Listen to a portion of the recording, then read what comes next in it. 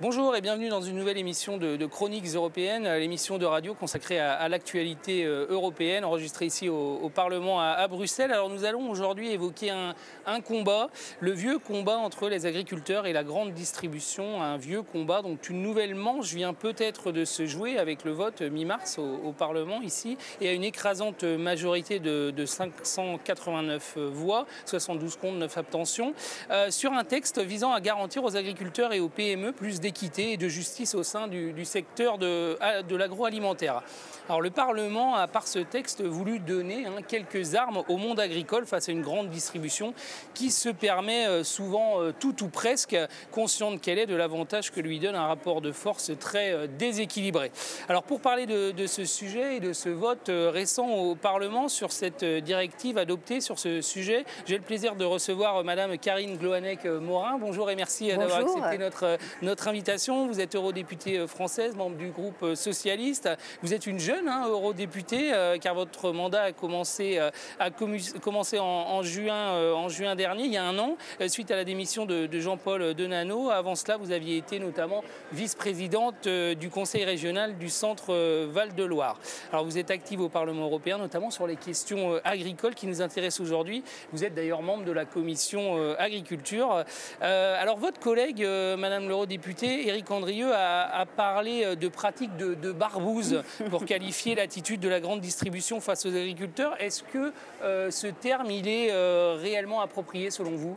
Alors c'est un terme un peu fort, vous savez, qu'on utilise quand on veut vraiment dénoncer tous les abus qui sont pratiqués au sein de la grande distribution, c'est vrai, et qu'il fallait combattre. Et donc ce texte, c'est vrai, c'était une grande satisfaction pour le Parlement européen, mais aussi pour notre rapporteur, qui est aussi social-démocrate, Paolo De Castro, qui a mené cette rédaction et cet accord en trilogue de manière très rapide, donc on a tous salué. D'ailleurs, vous avez vu qu'il a été très bien voté, ce texte, parce qu'il fait en fait le lien aussi avec un texte très important au sein de la politique agricole commune. C'est le texte Omnibus, qui déjà avait pour but de sécuriser les pratiques au sein du secteur agricole.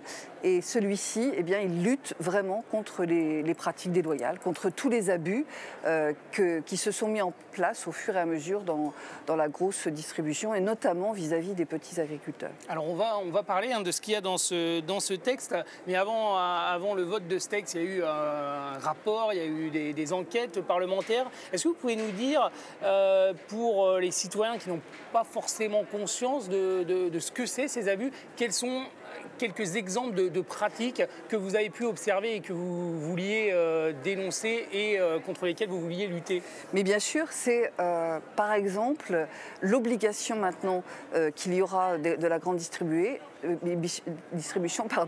de payer à 30 jours tous les produits agricoles qui sont périssables. Auparavant, je vous assure, les produits, en fait, ils étaient payés à 120 jours, même les produits périssables. Je vais vous donner un exemple très concret, comme ça on va être tout de suite dans le cœur du sujet. Par exemple, si moi je vendais des salades, je vends des salades à la grande distribution, je vends à Carrefour par exemple. D'abord, c'est pas Carrefour, du coup c'est vraiment un opérateur qui m'achète mes salades et je lui vends un certain prix mes salades, mais comme il me paye, lui il les vend le lendemain, parce que c'est une denrée périssable, donc les salades elles sont toutes vendues dès le lendemain. Mais lui, il me paye à 120 jours.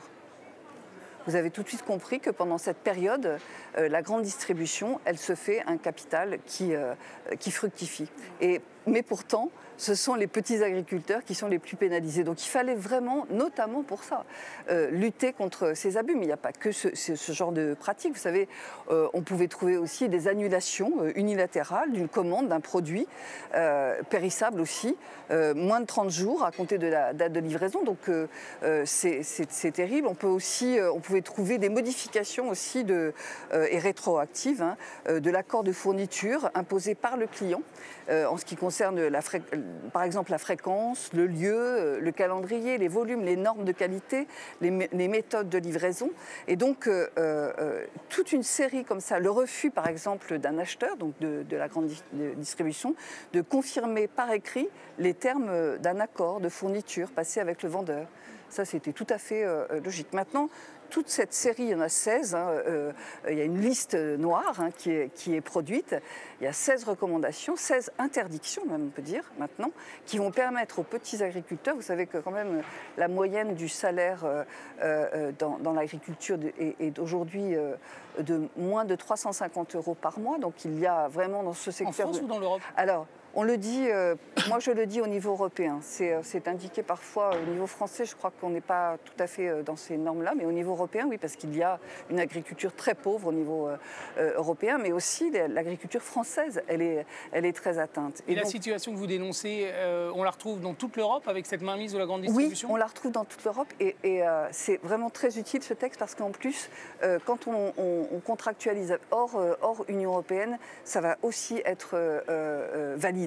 Et donc ça protège vraiment les pratiques qui n'étaient pas loyales dans ce secteur. C'est vraiment, je peux vous en citer d'autres parce que franchement, aussi des retours de denrées sans compensation ou alors même l'obligation de payer la publicité. Ça fait partie de la liste grise parce qu'on peut trouver un accord. Peut-être que la publicité, ça peut servir aussi à l'agriculteur ou en tout cas ou à la coopérative. Ça peut être aussi... ça s'applique en fait à tous ceux qui ont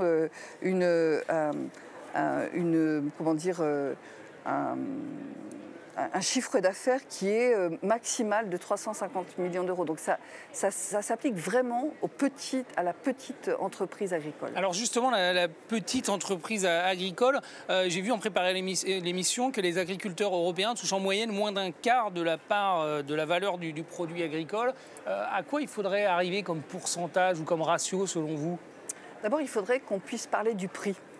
Et vous savez qu'au niveau européen, c'est une grande difficulté qui a été déjà un peu abordée dans l'arrêt endive, c'était autour des olives, qui permettait à l'agriculteur de dire à combien il estimait son produit. Parce que jusqu'ici, et ça continue encore, mais il faut vraiment lutter, c'est l'acheteur qui indique le prix. Et puis, d'accord, pas d'accord, si tu n'es pas d'accord, tu t'en vas. Et si tu es d'accord, eh ben, tu te soumets à mon prix.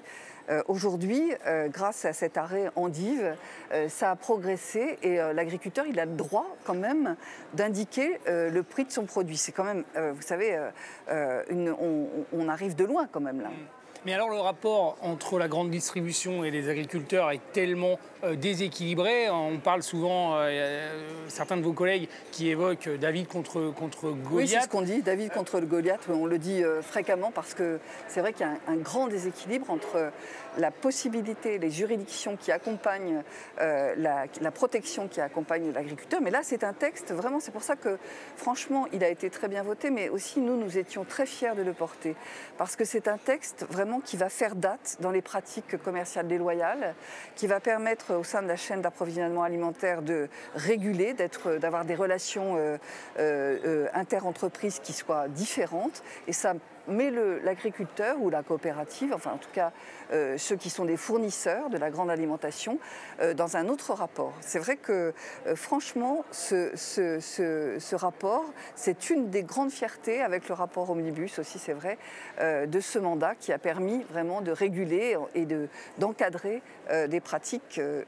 On dit de barbouze, vous savez, bien sûr, on ne va pas appliquer ça à tout le monde, mais franchement, il y a des abus qui sont inconsidérés.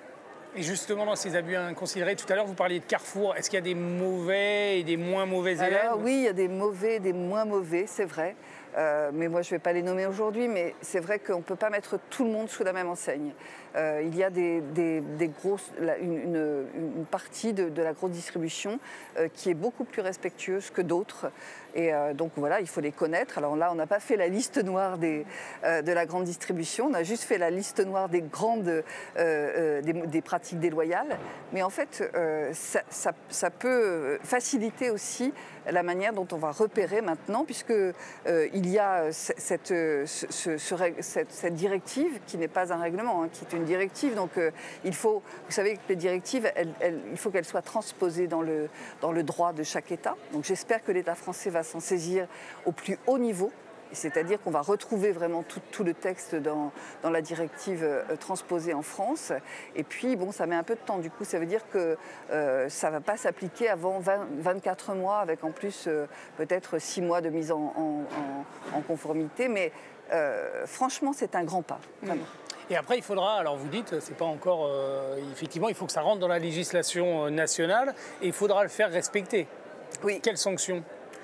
Alors les sanctions, elles sont indiquées dans le texte. Il peut y avoir bien sûr des représailles qui soient des représailles commerciales, de sanctions où il va falloir rembourser de manière très, très efficiente l'agriculteur. En fait, tout ça va permettre aussi de mieux encadrer les accords commerciaux qu'il va y avoir entre les coopératives des agriculteurs et que s'il n'y a pas de respect, comme dans tous les non-respects, la justice va faire son travail avec des sanctions qui vont être identifiées sur chaque cas. Mais la possibilité en tout cas d'attaquer pour les fournisseurs, pour les agriculteurs, c'est essentiel. Mais le rapport de force étant tellement déséquilibré, n'avez-vous pas peur que certains agriculteurs ou certaines coopératives agricoles n'osent pas aller au clash avec la grande distribution ? Si, mais ils vont y aller parce que vraiment, je pense que la profession, elle est prête. D'abord, elle nous a beaucoup soutenus. Ah. Oui. Oui, non, il n'y a pas de souci, il n'y a pas de... Attends. Oui, pas de problème. Mais le rapport de force est tellement déséquilibré entre le monde agricole et la grande distribution. N'avez-vous pas peur que les agriculteurs ou les coopératives agricoles n'osent pas aller au clash face Moi, je pense que la profession, elle est prête vraiment à se battre et à attaquer. On l'a vu, les choses avancent et il y a vraiment parfois des surprises sur la manière dont les interprofessions s'emparent aussi des textes européens. Et donc j'ai tout à fait confiance là dans la profession pour s'emparer de cette possibilité d'attaquer. Enfin, en tout cas, c'est très important. Vous savez, le texte, il a été très bien voté en plénière, mais il a aussi été extrêmement bien mené. Il y a eu une première, je crois, une première proposition législative en avril 2018, et vous voyez, on vote là le 12 mars 2019. Ça veut dire que il y avait déjà, alors ça a été bien mené, bien sûr, par mon collègue Paolo De Castro, mais ça a été aussi le fruit d'une dizaine d'années de négociations. Donc ça veut dire que la profession, elle attendait vraiment ce texte avec impatience. Si elle ne s'en empare pas, je serais étonnée. Et justement, vous avez eu des retours dans votre circonscription, notamment du monde agricole par rapport à ce vote ? Oui, ils ont vraiment tout à fait suivi. Moi, vous savez, je suis une élue rurale. J'habite Saint-Agile, dans le Perche. C'est une commune de 280 habitants, devenue commune nouvelle. Donc on a atteint à 5 communes 1000 habitants. On est très fiers. Mais bien sûr, alors mes collègues élus sont quasiment tous agriculteurs. Ils attendaient vraiment ce texte. Alors comme c'est pas encore, le décret n'est pas paru encore, c'est pas encore mis en œuvre. Et puis ensuite la directive transposée en France, on n'a pas encore les résultats. Mais ils attendaient ce texte. Vraiment, ça a été un texte très attendu.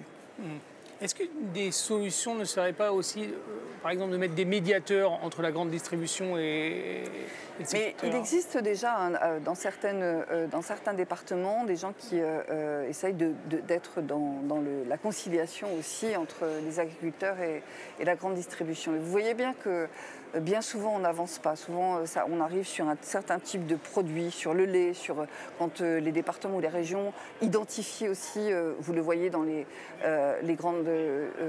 dans la grande distribution, certaines grandes surfaces qui ont des rayons qui sont dédiés aux agriculteurs locaux. Ça, c'est déjà une avancée. Ça veut dire qu'il y a un respect, une identification qui fait qu'on ne passe pas forcément par la centrale d'achat pour acheter. Quand je vous disais les salades tout à l'heure, Carrefour, évidemment, il n'achète pas en direct à l'agriculteur du coin. Il l'achète à une centrale d'achat. Et ça, déjà, il faut que tout ça soit vraiment encadré. Alors il y a ce grand pas a été fait, qui reste à mettre en application. Qu'est-ce qui reste ça serait quoi l'étape supplémentaire d'après vous? Ou les grandes étapes supplémentaires? Vous savez, on travaille, mon collègue Éric Andrieux travaille sur l'un des 3 textes de la nouvelle PAC, qui n'est pas une réforme du tout, hein, qui est même un recul, on le considère, mais lui il travaille sur l'organisation commune des marchés. Il y a dans ce texte la possibilité de mieux réguler.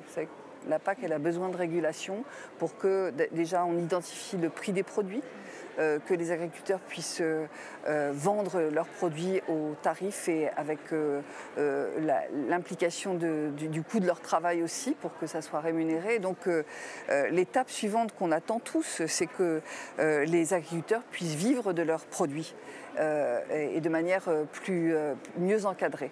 Mais je crois qu'il y a du chemin encore parce qu'il y a eu des pratiques qui ont été très différentes. Mais je pense qu'aujourd'hui, c'est ce qu'attendent vraiment tous les agriculteurs. C'est de pouvoir vivre de leur production plus encore que de vivre des subventions et des aides de la PAC. Alors vous le dites, hein, on commence à discuter de la nouvelle PAC, la nouvelle politique agricole commune. Vous dites on craint des reculs. Oui. Sur quels aspects du texte vous voyez ces reculs? D'abord, on craint un grand recul, c'est un premier recul qui est un recul financier. La proposition de la Commission, elle indique un recul de 15% sur l'enveloppe dédiée à la PAC, 15% d'ailleurs sur le premier pilier, c'est-à-dire les aides directes et pire encore, dans ces 15%, c'est 28% de recul financier sur le FEADER. Vous savez, ce fonds, ce deuxième pilier qui accompagne toutes les pratiques innovantes et Dieu sait si le secteur agricole a besoin de faire évoluer ses pratiques et donc il a besoin d'être accompagné pour des pratiques plus vertueuses, pour qu'on protège mieux à la fois les sols et les produits.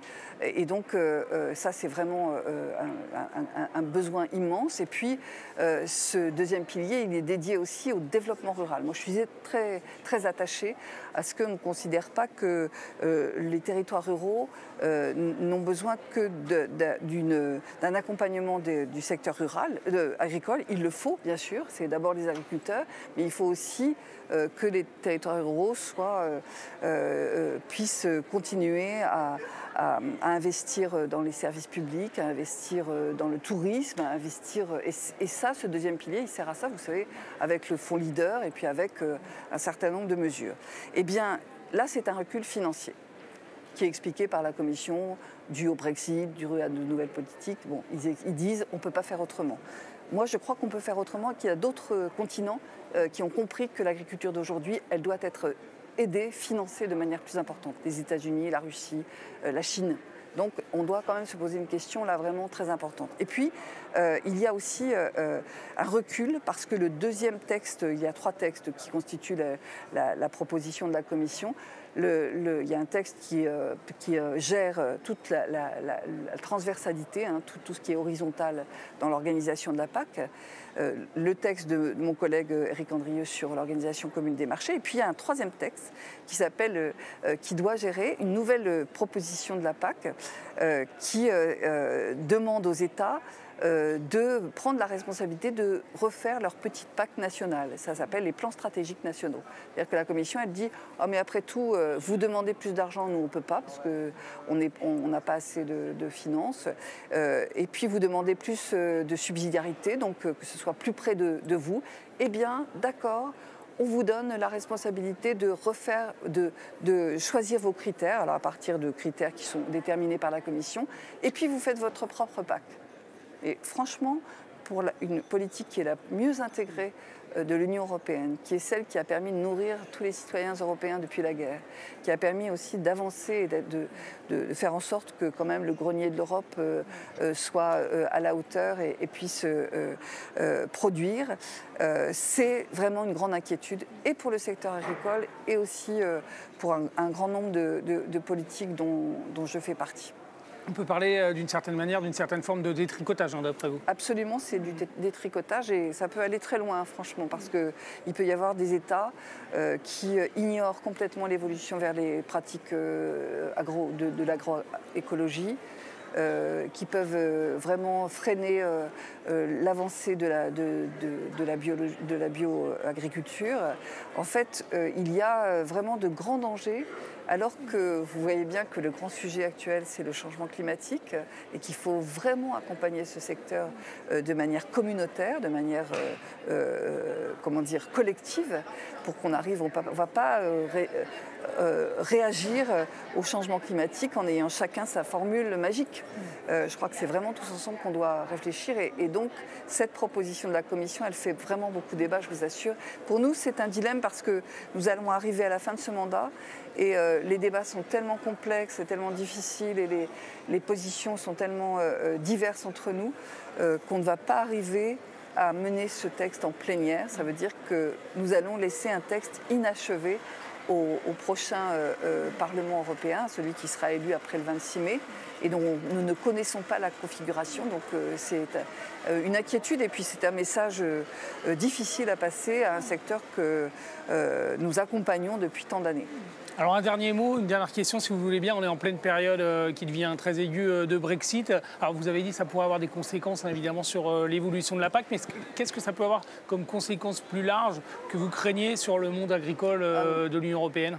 Ça a des conséquences vraiment très très importantes pour la pêche. Vous savez qu'il y a vraiment un vrai sujet de zone qui est à reconfigurer si jamais on arrive malheureusement à un Brexit sans accord. Et donc c'est une véritable inquiétude. Ici, le FEAMP, le fonds qui est dédié à la pêche, il est géré à part de la PAC. Hein, donc mes collègues s'y emploient et ont vraiment regardé ça de près. Il y a un problème de douane dans tous les ports, d'arrivée des produits, d'arrivée du contrôle des produits.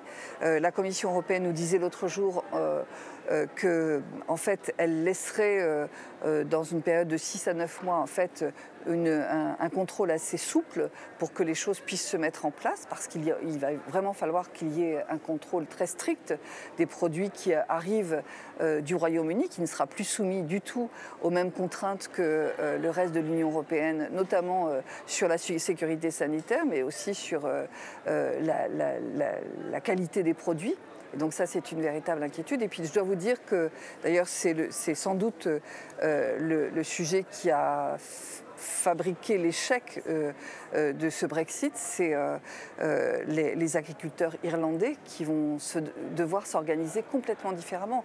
Les produits venant d'Irlande, ils passaient forcément par le Royaume-Uni. Et donc il y a toute une organisation de la trajectoire des produits qu'il va falloir réinventer. Et puis surtout, c'est bien sûr un des sujets, mais le sujet le plus important, c'est que beaucoup d'agriculteurs de la République d'Irlande et de l'Irlande du Nord ont des parcelles